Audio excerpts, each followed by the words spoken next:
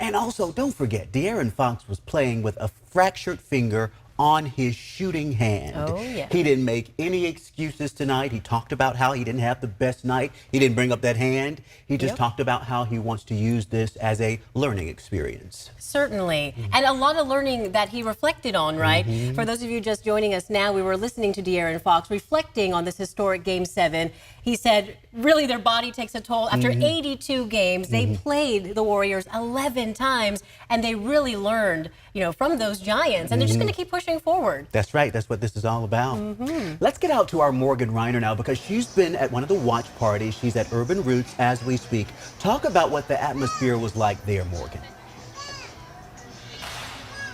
Chris and Laura, the three perfect B's. You had barbecue, you had beer, you had basketball. There was a sea of purple fans out here. There was about 100 of them. Why? Because they hired a company to come in and set up large screens for everyone to watch. We had 100 people outside. There was about 100 people inside for a large screen as well. The atmosphere in here for hours was touch and go. You had the gasping, you had the cheering. Lots of fans. Most have cleared out, but we still have some loyal fans that stuck around. You hear people chanting "Beat LA." We have Devon, we have Ty, we have Lucas. Guys, what was it like here today? I know it wasn't the outcome that we wanted, but your message overall to the team. I like to say it was a good game. We played hard. It's the first time we've made it to the playoffs in so long, but better luck next year. We have all the pieces there. Just got to keep it going. And Ty, you saw how big the atmosphere in the room was today, hundreds of people. Were you here for other games, other places in Sacramento? I mean, overall, just what has this meant to the community? It meant a lot, and we're just out here, Sacramento all the way. We're going to light that beam next year. Let's go. Let's go. All right, now my question for you, Lucas, is it beat LA no matter what? Are we going to support the Warriors now? Not a chance. So no, not LA. No, I want LA, okay. Big time.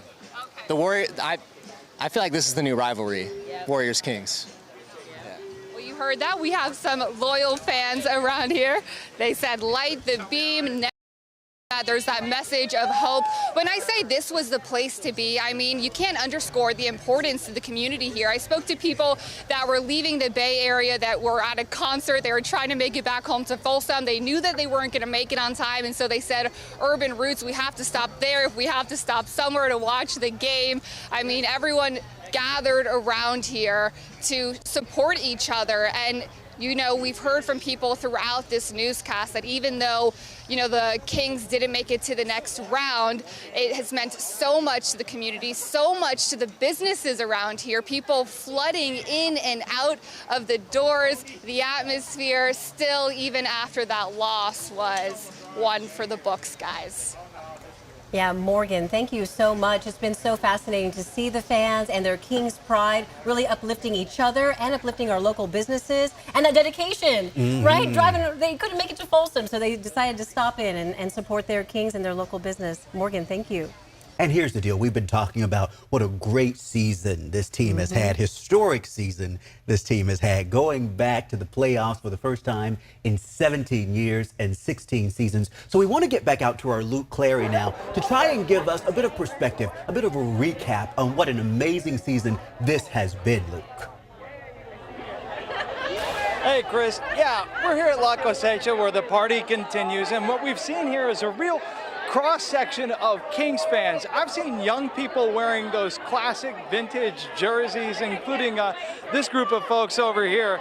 You can see, we saw earlier a Mike Bibby jersey. We see a Mitch Richmond jersey over here with the baby blues. And this guy, Jay, is repping the Stojakovic jersey, Peja. Now, Jay, why these threads today? I love Peja. Peja's been my favorite player. I love Peja and I love Doug Christie. Those are my two favorite players. How to put this on? Because He's going to school and he's playing against my brother, his younger son. Earlier you told me that you're 24 years old, so you would have been just a toddler the last time the Sacramento Kings went to the Western Conference Finals. What has this season meant to you to see them return to playoff basketball? It's been great. I love it. I've never seen them be good, so, but they're my team, so I'm always going to ride for them no matter what. So it has meant a lot to me. Yeah. And do you think that some of the doubters that were talking after the Sabonis trade, do you think that they've seen enough to be proven wrong here? Do we have the receipts? Yes, we do have the receipts. We're going to talk specifically to JJ Redick because that's the person that's been talking down on us. But no, we have it. Sometimes things happen and we don't win. So that's it. Jay, thanks for sharing with us. And you know, you're one of many fans that I've been speaking here with this afternoon. Again, people of all ages, those who have actually seen the glory years of the early 2000s, people that have been here when the Kings made their move to Sacramento in the mid-'80s. I mean, so you've got a little bit of everything. But again, talking about those doubters at the beginning of the season, I think to a fan, they say that this season has gone a long way to make a statement. Take a look. After a 16-season playoff drought in Sacramento, first, there were the doubters. The Western Conference, I definitely can't see that. I can't see that no way, no how. Here we go, man. Then there were the believers. I came here to win. New head coach Mike Brown putting all the pieces together. 2 All-Stars, a first for Sacramento since 2004. De'Aaron Fox, the heart of this team, and Domantas Sabonis, the muscle. Joined by the crafty veteran Harrison Barnes and Malik Monk, reuniting that Kentucky backcourt with his old pal Fox. Kevin Huerter, the sharpshooter, and young gun Keegan Murray, rounding out a Kings roster with depth and offensive firepower. Inspired by Sacramento's legendary sixth man, the fans. And with a new beacon of victory, the Beam, illuminating a city and a fan base yearning for a return to greatness and the NBA postseason. The Kings rolled this season with the best offense in NBA history, creating crazy moments like this, a half-court Fox buzzer beater in Orlando, a 176-point win over the LA Clippers, and a win in Portland to clinch their drought-busting playoff berth. And with a round 1 game 1 win at Golden One Center, the Kings shook the reigning NBA champion Golden State Warriors and said, "We are here."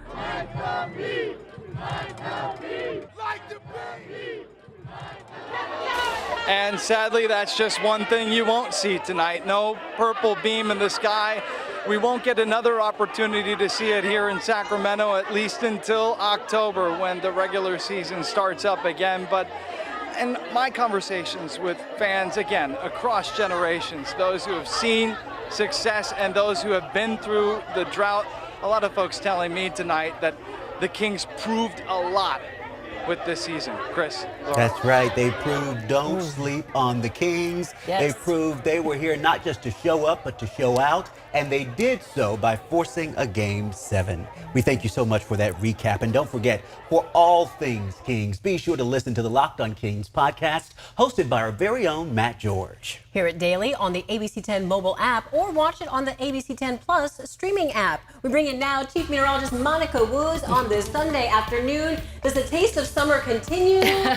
A little bit, yeah. As we head out for tonight, you can see those temperatures starting to cool gradually, but still sitting comfortably in the 70s with our sunset not until 7:57. So folks that are out there enjoying what's left of our weekend can continue to do so with readings still in the 70s up and down the valley. We're in the 60s and 70s in the foothills and still in in the 60s up top for this year. Now, this does represent about a 5 to almost 20-degree cool down. You saw some of those shots outside where the wind was blowing at about 15 to 25 miles per hour, and that is ushering in a big change. Here comes that low, and as we kick off our new work week, this is the developing weather pattern. Cooler conditions in the forecast, and we are going to be tracking multiple ways that this is going to affect the forecast. Tomorrow, we drop into the 60s with variable clouds, southwest winds at about 10 miles per hour. We'll continue to track some flood issues for the high country just through tomorrow morning. After that, we turn to a much cooler weather pattern. What's new and what's next as we look live outside? Storms in our forecast and much cooler as well, guys. A lot to cover. We'll check back in shortly, Monica. Thank you. Well, now let's get you back out to Marcus Allen and Walt Gray, the OGs, as they say here at ABC 10. Walt is there. Walt, talk to us about this game. I tell you what, it was a disappointment, but it's also so much for us to be proud of when we look back on what has been an amazing season for the Kings. Yeah, that's a good point, Chris, and you and Laura have been kind of hammering that home. The expectation this year, according to Vegas, was 34 wins for the Kings, who got 48. So the expectations were exceeded. Taking the Warriors to 7 games, pretty amazing too. I got to tell you though, if we just go down here, Wes, give you a look, I feel like I'm at the bar and the lights have gone on, you know, and everybody's kind of headed home and maybe it's closing time, and that's where we are. But to build on this, and you have to give credit to the general manager, Monty McNair, who came in and made a controversial trade. I know he caught a lot of heat for this one, with trading Tyrese Halliburton for Domantas Sabonis.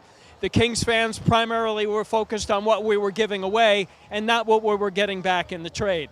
Also at midseason All-Star break, the Kings didn't make any trades, which a lot of people were kind of hammering on the GM as well. But if you look at what the plan was to get to the postseason, and that's what we did. So mission accomplished on all of that. This is a petri dish. That's what this team is right now. And every metric was hit and then some. If they had beaten the Warriors in a Game 7, that was gravy on the biscuit. It didn't happen, but that's just the way it goes. So the scenario is they're set up. They have questions to answer. What do you do with Harrison Barnes? Does he get re-signed? Do you package somebody up in a trade? Maybe get rebounding, as Harold Presley, the ex-King, was here to tell us. We do need defense. We do need rebounding, but at what cost? So obviously, those are the questions. Again, Chris and Laura, the lights have come on here at the bar, although Polanco is popping. I got to say, a lot of the Kings fans have remained. Everybody's gotten along. A lot of Kings fans and a lot of Warrior fans. And I got to tell you, a lot of Laker jerseys here as well. I think maybe Laker fans were up here scouting a little bit, just in case the Kings won, which they didn't. The Lakers are now going to San Francisco. They're rested, and they're going to have to play the Warriors on Tuesday. So that's the scenario. And Kings fans, somebody, I think Luke asked the question, for Kings fans in the next round, is it going to be the Lakers or is it going to be the Warriors that you pull for in the next round? So we'll have to see where the Kings lie on this. It's going to be tough pulling for the Lakers based on the history, but we'll see. Should the Warriors go on and do well, that'll only reflect positively on the Kings. So from the lights have gone on at the bar here at Doco, Chris and Laura, I'm going to send it back out to you. Walt, I do just want to ask you a quick question because he is such a fount of perspective and knowledge here. What do you think that, we know that getting to a Game 7 isn't easy. What do you think that this series, this history-making series for the Kings, what it means for the franchise, for the future of Sacramento, really all eyes are on this city here and this team. What do you think this means for them? Well, you have a young team, Lauren. That's a good question. You have a young team with a lot of contracts that are already set for the next 2 or 3 years. Fox, Sabonis. You've got, obviously, the decision to make on Harrison Barnes, but you've got a young piece, couple of young people. Malik Monk is a 2-year deal. He's got another year to go. So obviously they have the pieces for next year, and I really feel confident in the management here. Not just Monty McNair as the general manager, but the owner in letting the general manager do what he needs to do without too much interference. I'm probably not going to go too deep into the history on that, but I think at this point in time, the Kings roster and management is in a really good position moving forward, and they need to add some pieces for next year. This was the year of experimentation. Can we get to the playoffs? Mission accomplished. Next year, the expectations will be much more, and we'll have to see what happens with that. But I think Harold Presley said conference finals for the Kings next year. I think that might be ambitious, but why not? Why not set a goal like that and build off of that? So that's what I got from here at a clearing out Doko. Laura, Chris, back to you. We thank you, sir. You also got to throw Keegan Murray into the mix, right? Keegan has been phenomenal when you think about what he's been able to do as a rookie.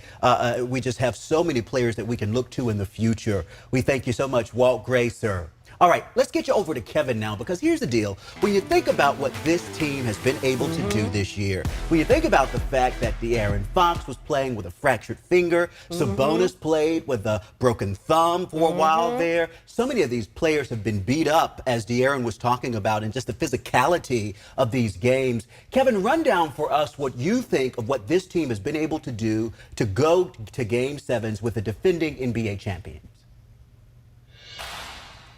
Well, first of all, Chris, I think we need to look back on last season. This is a Kings team who won 30 games last season and missed the playoffs for the 16th straight year. So before we can look ahead, we got to look far back and how far bottom that they came from to rise to the top. You know, literally started from the bottom. Now they are here. And when I say they're here on this grand stage, pushing the defending champions to 7 games. Now, keep in mind, when the Kings came into the series, even though they were the 3rd seed and the Warriors the 6th seed, they were still listed as underdogs in this series. Part of the reason why is because the Warriors are the defending champions and you have to respect them. But in the first couple of games that we saw here at Golden One Center, the Sacramento Kings said, well, you guys put some respect on our names, as they went up 2-0 in that series. Obviously, they lost the other 2 games at Chase Center before, you know, bringing this one and stretching this one out to a 7-game series. So there's just so much positive to take from this. Coach Mike Brown, he was just talking on the presser, and the one word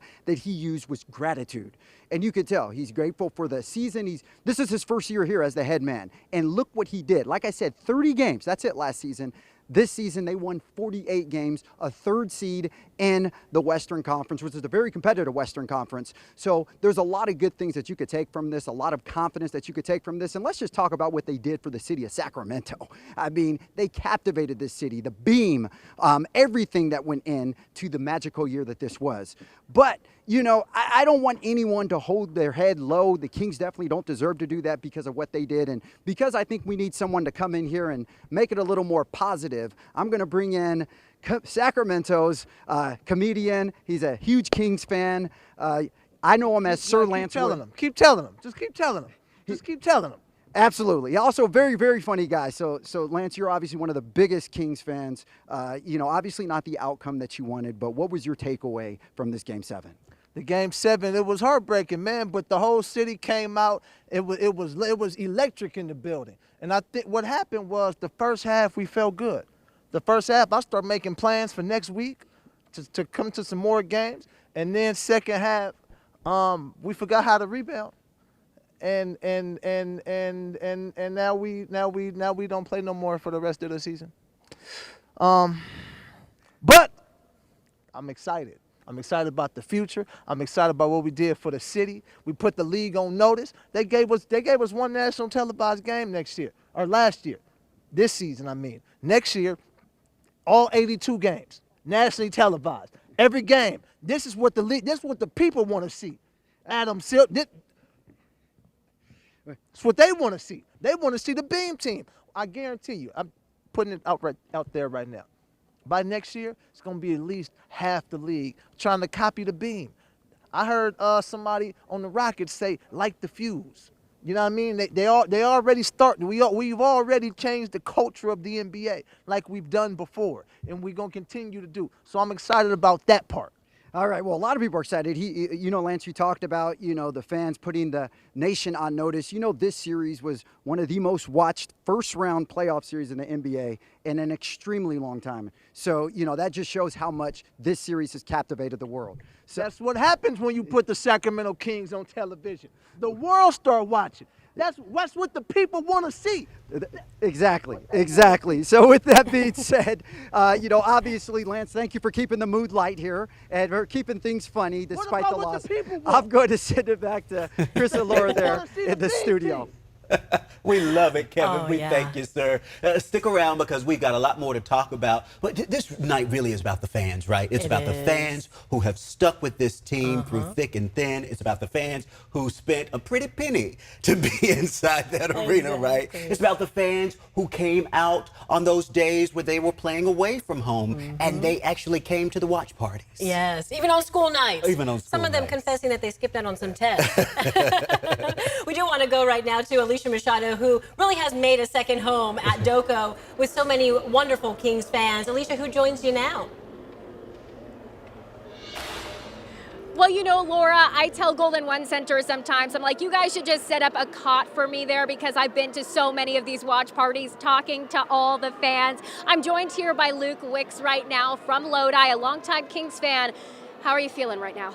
It's a little frustrating at the end of the day, but you can't be disappointed at the fact that what the Kings have done this year, but at the same point, it's a little disappointing that we couldn't get out of that first round.